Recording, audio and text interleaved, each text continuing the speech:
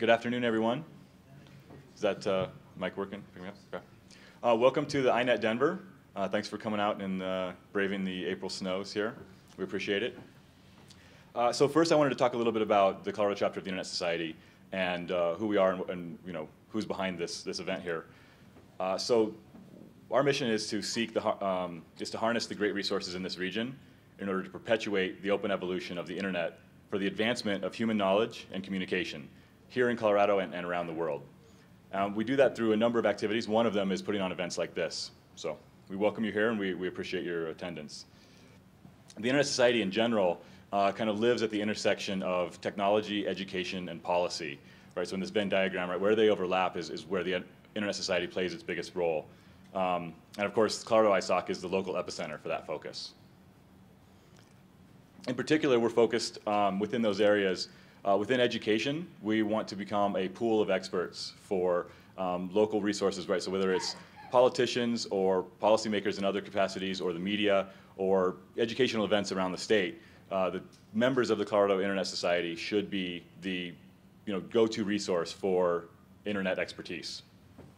And then also educating ourselves, right? As members of the Internet Society, we want to put on events and host events and also produce materials where we can educate ourselves from it to keep up to date on all of the, again, technology and policy matters that are going on around the internet.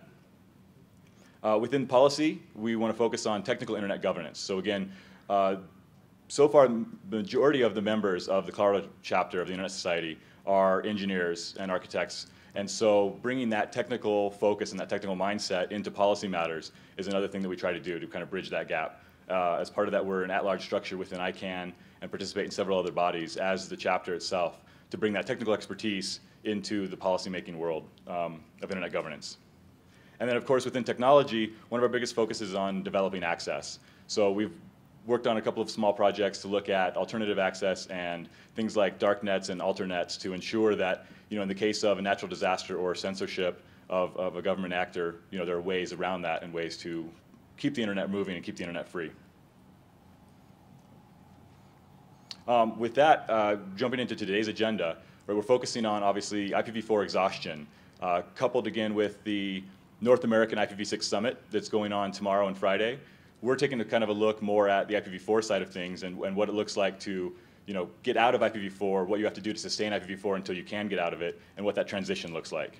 So with that in mind, we're starting off with a recorded talk from Jeff Houston on the state of IPv6, kind of why we're here today, what we're talking about, what is this IPv4 exhaustion thing, and kind of getting us kicked off on some backstory there.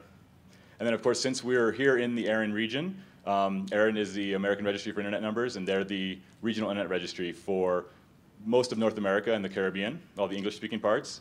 So we're going to have a report from ARIN on IPv4 exhaustion within this region. Then we're going to dive into a workshop on address policy itself.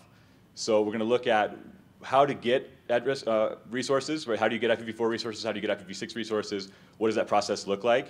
Hopefully answer some of your questions as well on those fronts. And then also look at ARIN policy and how to change it, right?